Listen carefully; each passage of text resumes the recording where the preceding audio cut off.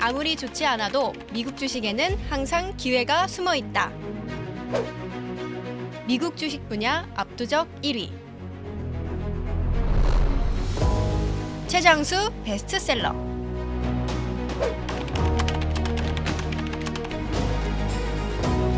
미국 주식이 답이다. 지금 바로 구매하실 수 있습니다.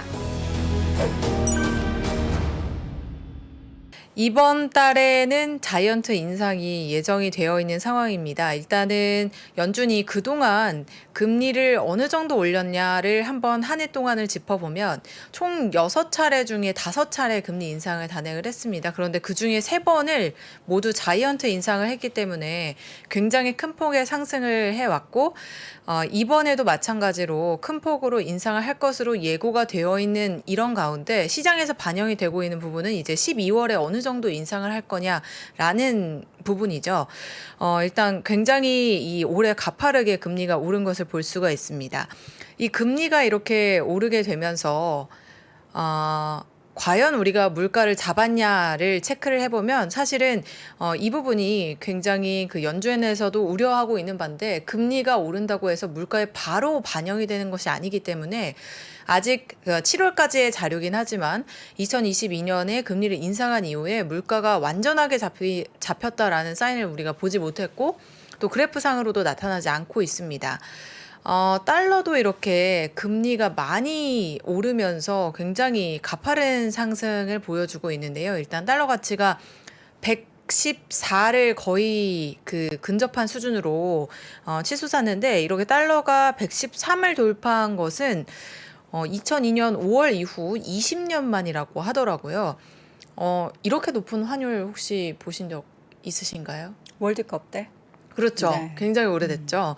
그래서 되게 이런 환율의 흐름도 우리가 잘 주시를 하고 있는데 이번을 포함해서 4차례 정도 이전에 이 과거에 이제 달러 강세 시기가 있었습니다. 1985년에 오일 쇼크가 있었을 때 이제 그 당시에 165까지 달러 인덱스가 치솟았었고요. 2002년 미국 경제 성장이 배경이 되면서 이 닷컴 버블 시기에 한 차례 저희 2002년 때 달러 인덱스가 또 한 차례 굉장히 높게 오른 시기가 있었습니다. 그리고 2015년 금융위기 이후에 미국이 다른 국가들보다는 보다 빠른 경제 성장을 보여주면서 이제 달러 강세를 보여주게 됐는데요. 달러가 이렇게 강하게 오르면서 굉장히 다른 국가들의 통화 가치가 상대적으로 떨어지다 보니 경제적인 어려움을 겪고 있는 건 사실입니다. 네. 이외에도 미국 10년물 국채금리 같은 경우에 4%를 넘어섰잖아요. 이것 역시도 2008년 4월 리만 사태 이후에 거의 4%를 돌파한 건 처음이라고 합니다. 속도 조절론에 대해서 이제 언급이 되기 시작한 건 사실은 이 샘프란 여는 총재의 발언 때문인데요.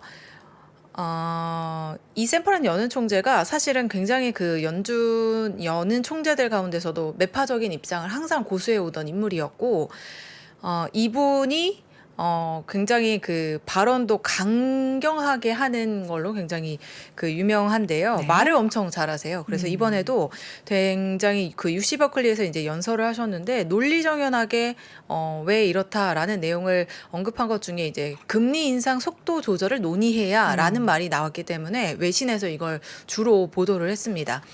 이분이 이 금리 인상 속도 조절에 대해서 말을 할 정도면 진짜 속도 조절 나오는 거 아니냐라는 이야기들이 지금 팽배한 상황이고요. 근데 이분이 좀 특이한 것은 페드 인사들 중에서 처음으로 커밍아웃을 하신 분이에요. 그래서 동성애자라고. 네. 그래서 그 정도로 이제 자신의 의사를 굉장히 강하게 밝히는 분이고 또 본인의 개성도 중시하면서 페드 안에서도 강경하게 이야기할 할 만한, 분들은 하는 분이라서 네. 또 저는 개인적으로 굉장히 멋있는 분이라 네. 생각을 합니다. 영원히 0.75% 인상이라고 생각해서는 안 된다라고 얘기를 했고 사진에서 보면 8월만 해도 이 시기에는 이제 아직까지는 금리 인상이 끝나지 않았다라고 언급을 했거든요. 그런데 8월에서 10월로 넘어오면서 굉장히 그 입장이 가파르게 좀 변화가 생긴 거죠. 따라서 내년의 목표치 우리가 그 점도표를 통해서도 확인을 해 보겠지만 4.5에서 5% 사이의 금리를 유지하는 것은 적정하다라고 생각은 하지만 이게 빠른 시일 안에 얼마만큼을 올릴 것이냐에 대해서는 이제는 좀 의문점이 생기는 시점이다라고 얘기를 했습니다. 이외에도 이제 달러를 통해서 우리가 주식시장의 청신호를 좀 확인을 해볼 수가 있는데요. 미국 달러 인덱스가 이제 114를 기록한 이후에 3% 이상 하락을 했어요. 보시면 네, 살짝 찍고 내려왔거든요. 그래서 이 부분이 이제 달러가 과연 지금 보여드리고 있는 건 국제 수익률이고요. 네, 네. 달러 인덱스가 이 부분이네요. 네, 다시 110으로 내려왔거든요. 네. 이 110이라는 선이 굉장히 키포인트가 될 것으로 예측을 하고 있어요. 과연 이 110에서 전환을 해서 하락 쪽으로 계속해서 추세를 이어가느냐 아니면 다시 상승 전환을 하느냐가 굉장히 중요한 시점으로 여겨질 것으로 예상을 하고 있는데 향후에 50일 이동평균선을 유지하는지 아니면 네 이렇게 추세를 좀 지켜봐야 된다라는 네. 이야기들 나오고 있습니다. 지금 보면 이제 앞서서 우리 장혜지 팀장님 말씀해 주신 게 그동안 이제 세 차례 동안 너무나 가파른 금리 인상을 단행해 온 상황인데 실질적으로 물가 지표를 내리는데 이 연준의 긴축이 영향이 있었느냐 빠른 반영이 있었느냐에 대해서는 전반적인 의구심을 가지고 있는 상황이 연출이 되고 있고 그 가운데 있어서 이제 가장 대표적인 매파 위원이 그렇게 이야기할 그렇죠. 정도면은 정말 이게 실효성이 없다로 시장의 분위기가 만들어지고 있는 가운데 달러화의 움직임에 따라서 시장은 어쨌든 미국이 달러 강세를 계속해서 만드는 것도 이 인플레를 좀 잡기 위해서 하는 그런 조치 중에 하나인데 이런 달러의 강세 그 가운데 있어서 이게 오히려 주식시장에는 도움이 될 만한 신호가 될 수 있다로 그렇죠. 해석을. 근데 보통 이제 달러 강세가 되면은 기업들의 실적 단에서 보면 빅테크도 이번에 달러화의 움직임에 따라서 좀 부정적인 흐름이 있었는데 네. 전체적인 시장에는 좀 긍정적이다로 시장은 해석을 하고 있다라는 거죠. 네, 맞습니다.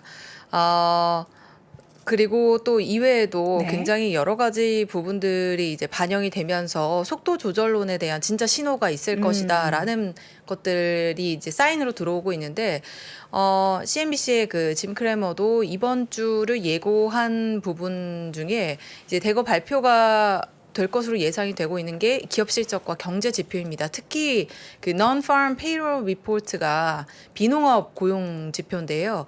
비농업 고용 지표가 이번 주에 발표가 되는데 이제 신규 고용이 아마 전달보다는 좀 줄지 않을까로 예상을 하고 있습니다.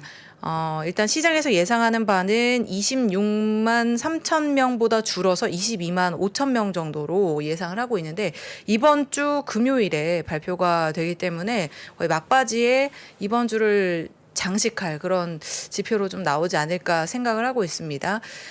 짐 크래머가 또 하나 이 부분에 대해서 얘기를 한 건 FOMC는 여전히 이번 달에는 11월에는 0.75%를 인상할 것으로 전망을 했지만 12월에 있어서는 이러한 경제 지표와 기업 실적 그리고 앞으로 나올 것들이 반영이 되면서 아마 좀 긍정적으로 바라볼 수 있는 신호들이 나와주지 않을까로 전망을 하고 있다는 것. 그래서 피복 가능성이 계속해서 언급이 되고 있는 것 같습니다. 지금 짐 크레이머 같은 경우는 워낙에 또 시장에서 항상 강세론에 그렇죠. 대해서 무게를 싣고 있기 때문에 지금 피벗 얘기 나오는 게 굉장히 신날 거예요. 그렇죠. 그래서 이제 이런 네네. 얘기들도 하는데 바로 캐치를 해서 하신 것 같습니다. 진짜 신호가 있을 거라는 게 과연 이게 부정적인 건지 아니면은 뭔가 시장에 또 단비를 내려줄 만한 좋은 이야기일지는 앞으로 좀 지켜봐야 될 것 같습니다. 네. 1930년 이래 배당금 시장 수익률의 40%를 차지했다고 합니다. 특히 인플레이션 상승기에는 워낙 수익이 다른 종목에서 상대적으로 낮기 때문에 배당주가 54%까지 이 수익을 확대하는 흐름을 보였다고 하는데요. 인플레이션 상승기에 배당금을 늘린 종목들이 전반적으로 아웃퍼폼을 하는 것으로 나타났고 전체 주식 수익률의 변동성도 다소 완화시키면서 굉장히 안정적으로 포트폴리오를 가져갈 수 있는 하나의 방법이다라고 언급을 하고 있습니다. 그래프를 통해서 함께 보시면 이게 S&P 500 지수의 수익률 인플레이션 대비 주가 상승과 배당 수익을 더한 지표입니다. 특히 이 중에서도 이제 인플레이션이 이 노란색 점으로 표현이 되고 있는데 이 인플레이션이 높을 때를 한번 봐야 돼요. 1970년대를 한번 보면 인플레이션이 거의 8% 조금 미치지 못하는 그런 정도의 굉장히 높은 수준을 보이고 있는데 네. 여기서 수익을 선방해 준 건 이 파란색 부분이죠. 진한 파란색. 파란색. 네. 그게 dividend return입니다. 배당 수익률이라는 거고, 그러니까 한마디로 price appreciation은 주가의 상승이라는 건데, 주가의 상승 대비해서 배당의 수익이 챙겨주는 그 수익이 훨씬 더 많았다는 거죠.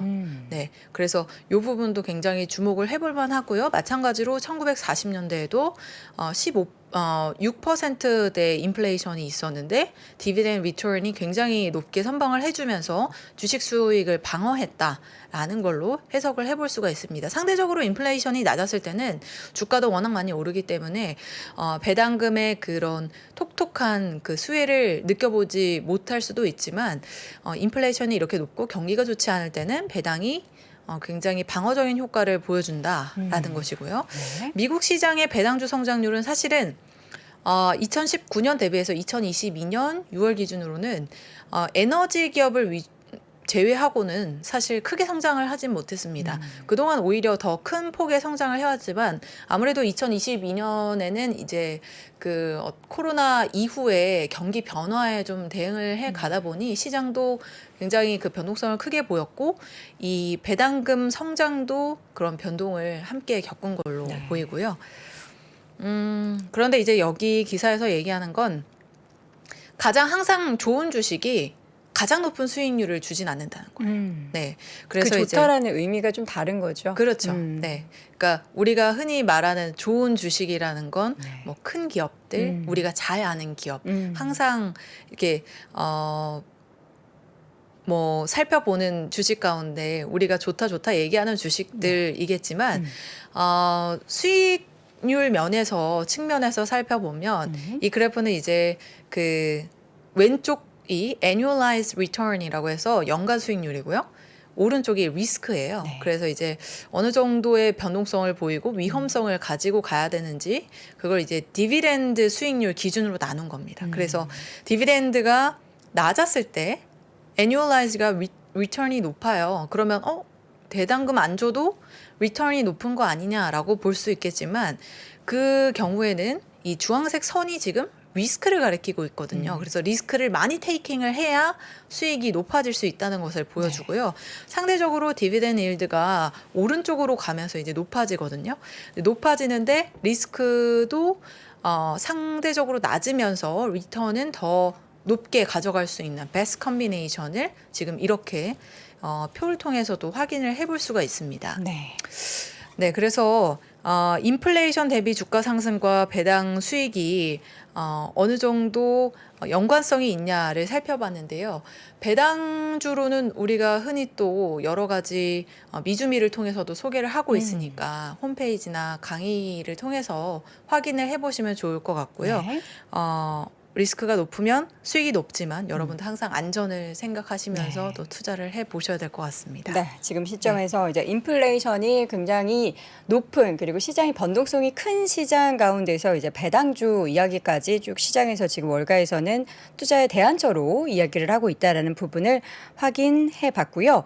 마지막으로 이제 FOMC가 이번 주 언제죠? 목요일이죠. 11월 1일부터 2일입니다. 화요일부터 수요일이니까 우리 시간으로는 그쵸. 목요일 새벽에 이제 확인을 해보실 수가 있을 것 같습니다. 네. 네, 이때 이제 점도표는 이번에 나오진 않지만 아무래도 점도표 외에 점도표가 빠진 연준의 그런 FOMC 결과가 발표가 되기 때문에 네. 파월 의장의 발언에 모두가 주목을 할 것으로 예상이 됩니다. 알겠습니다.